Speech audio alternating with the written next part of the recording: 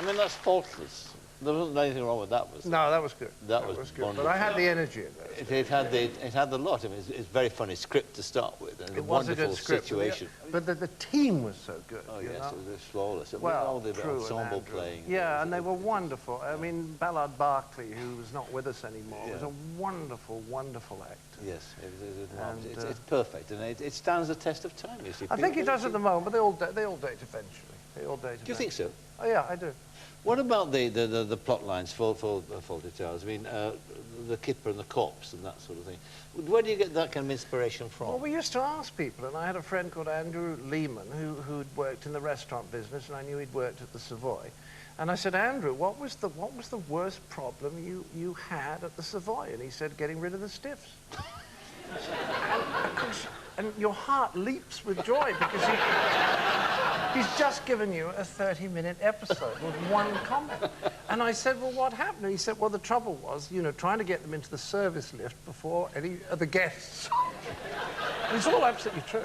And I'm afraid what he told me was a lot of elderly folks who didn't have any relations left would go into the Savoy Hotel and take a few pills and not wake up in the morning because they knew that the Savoy would handle it beautifully. That's rather touching.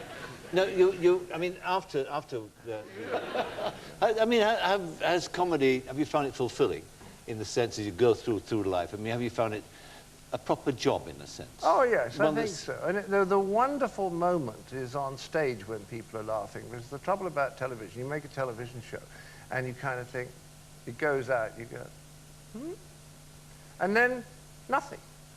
Friend calls and you say, did you see the Python last? Oh, no, I forgot, you know? Yes. And then about 4 days later, someone in the cab says, oh, yeah, I saw it. Yeah, it was all right last week. Yeah, I thought it was quite good. Yes.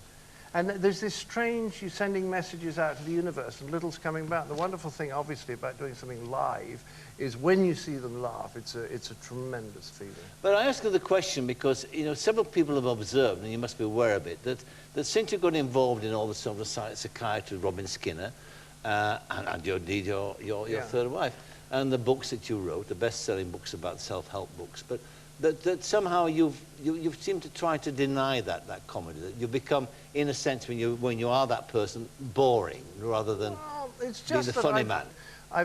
My best quality is my curiousness. I've always been very curious about the world, and the fact is that when you're doing comedy, you don't learn anything.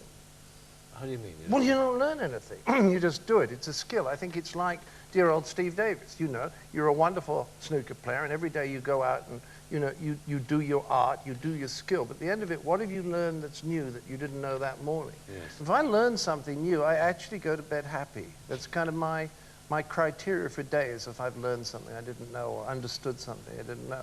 And the trouble with comedy, I mean, with the Pythons, I felt it was a sausage machine. Yes. We do one show, and next week we do another show, and next week, and so there wasn't enough variety to it. Yes.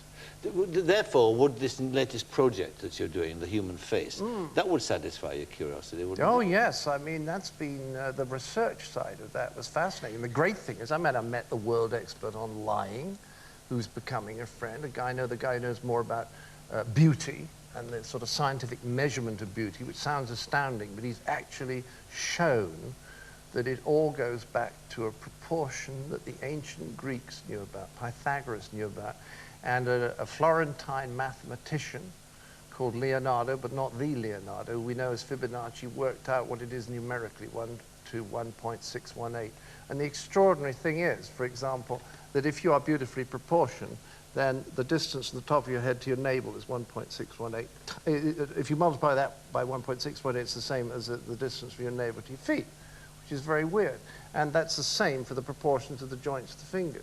And it's also, for example, that distance, your mouth, 1.618, multiply that by, it's that way. So it's actually extraordinary. It's in flowers, yes. it's in the shells of snails. And I was telling this to an editor, and the editor said, well, don't you realize that it's the proportions of a frame of film? I said, what? He said, it's 1 to 1.618. So this proportion is out there, and this guy has constructed a kind of grid based on triangles and pentagons that are all 1.618. And you put that on a beautiful face, like Elizabeth Hurley would do it, and it fits it perfectly. And the face can be very, very different and from different cultures. And yet these proportions seem to be somehow built in. In all cultures? Yeah, in all Oh, cultures. I see. It's extraordinary. And this guy's become a friend, so that's exciting. But what about Orwell's observation that by the age of 40, we all get the face we deserve? Yeah. I mean, I'm afraid it's true. It's true. Well, and the obvious question to follow up that, of course, is and therefore, can you tell personality from a face? yes, with older people, I think. You can. But what I learned from this series is that you really can't tell anything like as much about a person from their face as you think when they're young. For example, if you find a guy and you put up his face and it's a face with the eyes closed together, people will all agree that you can't trust him. There's absolutely no evidence whatsoever that people whose eyes are closed together are untrustworthy, yet we all agree they are. You see what I mean? Yes, it's a sort of mass delusion. I do. But as you get older, and this is how we finish the beauty program, we look at faces and we say, you know, if you're a miserable old sod, you're going to finish up looking like that. And yet if you got the laugh lines and then you can say, it's that somebody who's getting their life right. I kind of like them. So I think from 40 on, you can begin to get real evidence about people. And do beautiful people have a better time than me and you? Well, I asked Candice Bergen. Yes.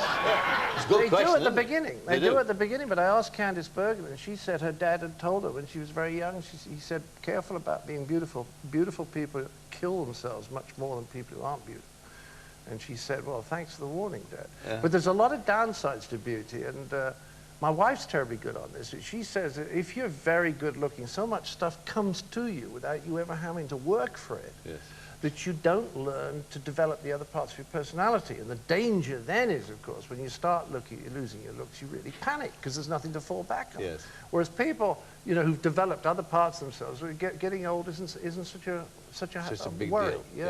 Yeah. All right. Now the fourth program